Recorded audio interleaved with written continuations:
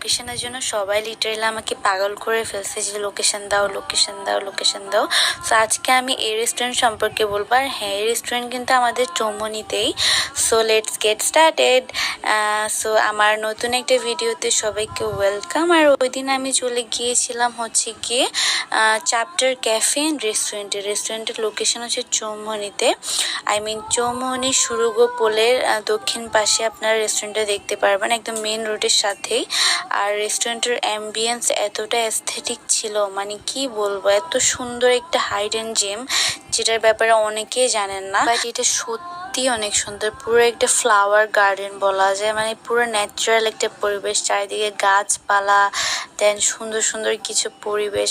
আমার কাছে এত ভালো লাগছে না, এত সুন্দর কোটেজের মতো আছে। তো আমি আমার ফ্রেন্ডের সাথে গিয়েছিলাম, আর এখানে গিয়ে তো আমাদের দুজনের মনই অনেক ভালো হয়ে গেছে। অ্যান্ড বাই দ্য ওয়ে আমাকে কেমন লাগতেছে অ্যান্ড দেখেন এই যে কি সুন্দর ফ্লাওয়ার্স দিয়ে পুরা মানে রেস্টুরেন্টটাকে সাজানো হয়েছে। এখানে দোলনা ছিল। অ্যান্ড বাই দ্য ওয়ে এবার আমার ড্রেস সম্পর্কে বলি। এটা হচ্ছে এথনিকের একটা ড্রেস। অনেকে বলতেছে এটা বোরকা নাকি কামিজ নাকি গাউন, মানে কি এটা? এটা আসলে এথনিকের একটা কাপ্তান। সো এটাকে কাপ্তান বলা যায়। এটা কোনো বোরকাও না, গাউনও না, থ্রি পিসও না। এটা স্টাইলে এরকম।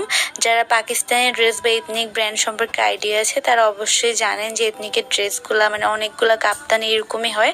আর এটা পরতে অনেক ক্লাসি অ্যান্ড সুন্দর লাগে। তারপরে এটা ছিল আমার লুক। আমি খুব সফট একটা লুক করে গেছিলাম। অ্যান্ড এখানে দেখেন কি সুন্দর কোটেজ, মানে প্রত্যেকটা চেয়ার টেবিলের পাশে মানে ছোট ছোট রুমের মতো ঘরের মতো করা ছিল। ওইটার পাশে কি সুন্দর করে ফ্লাওয়ার্স দেন সুন্দর সুন্দর গাছ দিয়ে ডেকোরেশন করা ছিল। এটাতে আপনারা মাস্ট যাবেন। বাট ঠিক আছে, আমরা বাঙালি, আমরা কোনো জায়গায় পাইলে ওটাকে মাছ বাজার বানাই ফেলি। আশা করি আপনারা মাছ বাজার বানাবেন না, বাট যায়া অবশ্যই উপভোগ করবেন লোকেশনটা। আর এখানে দেখেন আমি একটা গানের সাথে একটু ভাইব ম্যাচ করে নাচতেছিলাম। আর এখানে কি সুন্দর সুন্দর ফুল গাছ, মানে সবুজ দেখলে মন ভালো হয়ে যায়। তারপর আমরা ফার্স্টে গিয়ে ছবি তোলা শুরু করছিলাম, পরে আর কি অর্ডার করে খাওয়া দাওয়া করলাম। পরে ওখানে কিন্তু ক্যাপাচিনো পাওয়া যায়। বাই দ্য ওয়ে আপনারা রাতের বেলা গেলে ক্যাপাচিনো খাইতে পারবেন, বাট দিনের বেলা পারবেন না। আমরা চাইছিলাম খাইতে, বাট পারি নাই। সো এই ছিল হচ্ছে সুন্দর লোকেশনটা। আর এটা হচ্ছে চৌমনিতে, চৌমনি সুরুগো পোলের ওইখানে গিয়ে আপনারা এই সুন্দর রেস্টুরেন্টে পেয়ে যাবেন। আর এখানে কিন্তু সুন্দর করে জলে মানে মাটির নিচেও কিন্তু বসার সিস্টেম ছিল, মানে জল টল ছিল, দেন মাছ ছিল। আর এই বিড়ালটাকে দেখে তো আমাদের মন আরও ভালো হয়ে গেছে। এটা এত কিউট ছিল, মানে এত কিউট ছিল, মানে আমাদের সাথে সাথে এসে শুধু বসতেছিল, তারপর আমাদের পায়ের নিচে নিচে হাঁটাহাঁটি করতেছিল, আমরা একটু পরে পরে আদর করতেছিলাম।